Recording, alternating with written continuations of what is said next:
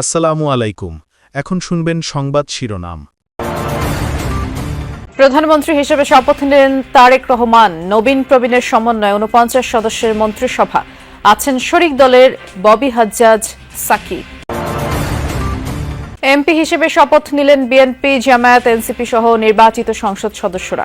সংবিধান সংস্কার পরিষদের সদস্য হিসেবেও শপথ বিরোধীদের। তারেক রহমানের নেতৃত্বে এগিয়ে যাবে দেশ, বলছেন বিএনপির সংসদ সদস্যরা। জনগণের শাসন প্রতিষ্ঠার প্রত্যয়। এতক্ষণ শুনছিলেন সংবাদ শিরোনাম, এবার বিস্তারিত।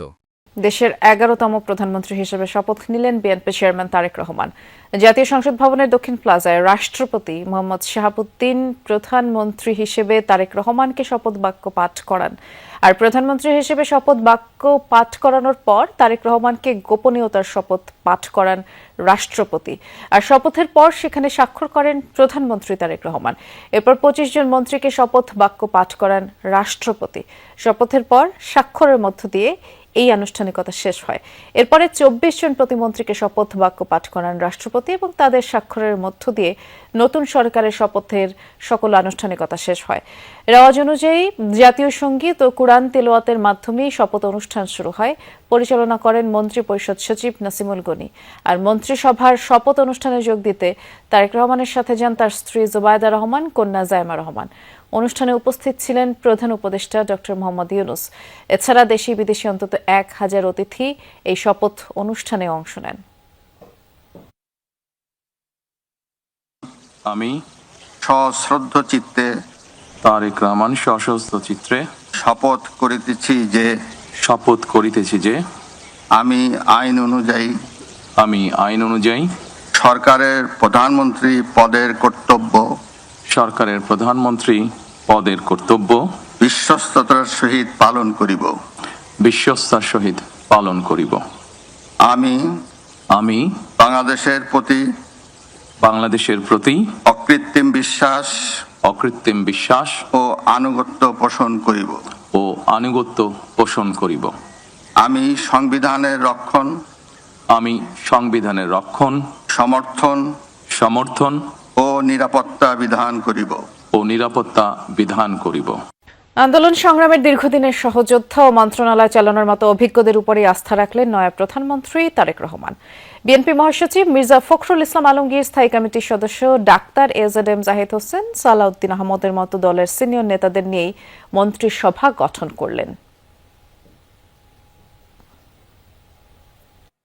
ভিন্ন ভিন্ন পেশাগত পরিচয় আছে তাদের, কিন্তু পুরোদস্তর রাজনীতিবিদও। এমন অভিজ্ঞতা নিয়েই বিএনপি চেয়ারম্যান তারেক রহমানের মন্ত্রিসভা। মির্জা ফখরুল ইসলাম আলমগীর ছাত্র জীবনে বাম ছাত্র সংগঠনের তুখোর ছাত্র নেতা ছিলেন। শিক্ষা জীবনের ইতি টেনে বিসিএস পরীক্ষায় উত্তীর্ণ হয়ে যোগ দেন শিক্ষকতায়। ১৯৪৮ সালে ঠাকুরগাঁয়ে জন্ম নেওয়া কৃতি রাজনীতিবিদ ১৯৮৬ সালে ফের যোগ দেন রাজনীতিতে। পৌরসভা নির্বাচনে অংশ নিয়ে চেয়ারম্যান নির্বাচিত হন। পরে বিএনপিতে যোগ দিয়ে ঠাকুরগাঁ জেলার সভাপতি হন। দলের পঞ্চম কাউন্সিলে হন বিএনপির সিনিয়র যুগ্ম মহাসচিব। খন্দকার দেলোয়ার হোসেনের মৃত্যুর পর প্রথমে ভারপ্রাপ্ত মহাসচিব, এরপর প্রায় ১ দশক ধরে সামলাচ্ছেন মহাসচিবের দায়িত্ব। এছাড়া ২০০১ সালে বিপুল ভোটে সংসদ সদস্য নির্বাচিত হয়ে খালেদা জিয়া সরকারের প্রথমে কৃষি, পরে বিমান ও পর্যটন প্রতিমন্ত্রীর দায়িত্ব সামলান। ২০১৮ সালে সংসদ সদস্য নির্বাচিত হলেও শপথ নেননি তিনি। এবার নির্বাচিত হয়ে বড় দায়িত্ব সামলানোর ভার তার কাঁধে।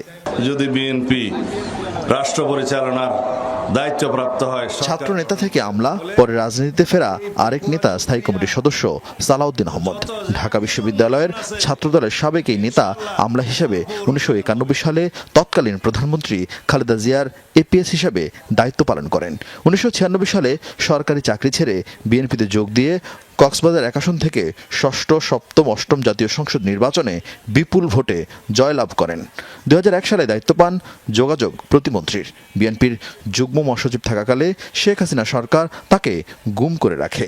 পরে দীর্ঘদিন ভারতে নির্বাসনে থাকার পর শেখ হাসিনা সরকারের পতনের পর দেশে ফিরতে পারেন। বিএনপির প্রভাবশালী স্থায়ী কমিটির এই সদস্য তারেক রহমানের মন্ত্রিসভার গুরুত্বপূর্ণ দায়িত্ব সামলাবেন। আমির খুসরু মাহমুদ চৌধুরী শিক্ষা জীবন শেষ করে যুক্ত হন বাবার ব্যবসায়। বিভিন্ন ব্যবসায়ী সংগঠনের দায়িত্বের পাশাপাশি ছিলেন সোনালী ব্যাংকের দায়িত্বে। বিএনপিতে যোগ দিয়ে খালেদা জিয়া ছেড়ে দেওয়া আসনে 1991 সালের উপনির্বাচনে জয়ী হন। 4 বার সংসদ সদস্য নির্বাচিত হয়ে 2001 সালে বাণিজ্য মন্ত্রী হন।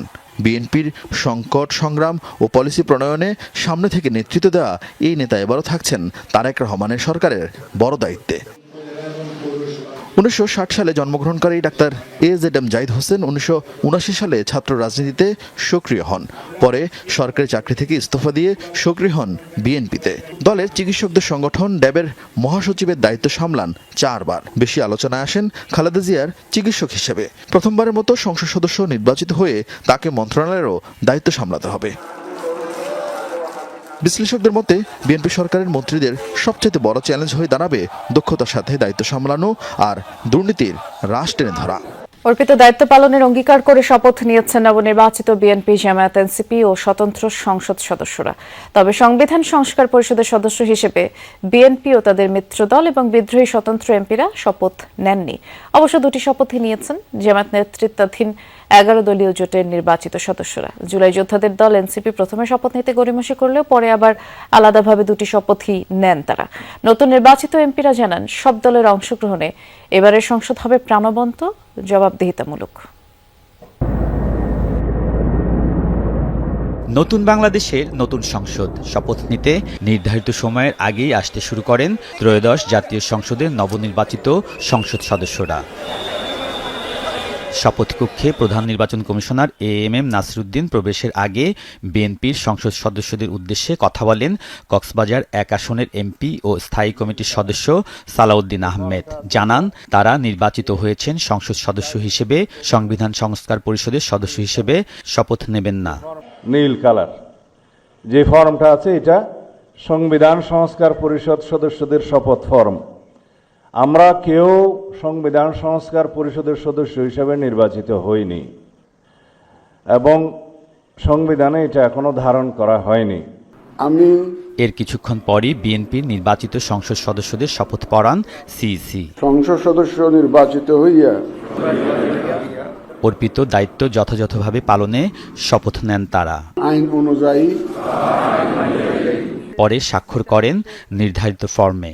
সংসদ সদস্য নির্বাচিত হইয়া আলাদাভাবে শপথ নেন জামায়াত ইসলামীর সংসদ সদস্যরা। এ সময় তাদের পাশে দাঁড়িয়ে শপথ নেন স্বতন্ত্র সংসদ সদস্যরাও। তবে জামায়াতের এমপিরা সংবিধান সংস্কার পরিষদের সদস্য হিসেবে শপথ নেওয়ার সময় সেখান থেকে চলে যান বিএনপির বিদ্রোহী স্বতন্ত্র সংসদ সদস্যরা। সংবিধান সংস্কার পরিষদ বিএনপি সংবিধান পরিষদের শপথ না নেয়ায় তরুণ জুলাই যোদ্ধাদের দল এনসিপির নির্বাচিত সংসদ সদস্যরা প্রথমে শপথ নিতে গড়িমসি করে। পরে অবশ্য দলীয় সিদ্ধান্তে এমপি ও সংবিধান পরিষদের সদস্য হিসেবে শপথ নেন তারা। নির্বাচিত সংসদ সদস্যরা আশা করেন দীর্ঘ 16 বছর পর আবারও কার্যকর হবে জাতীয় সংসদ। দেশের সেবা করা এবং এমপি হিসেবে আমার যত দায়িত্ব আছে সেগুলো সবগুলো সঠিকভাবে পালন করা। জনাব তারেক রহমান বগুড়ার মানুষ, তাকে নিয়ে সংসদে একসঙ্গে বিট করব, একই সংসদে কথা বলবো, এটাই সবচেয়ে আমার বড় পাওয়া।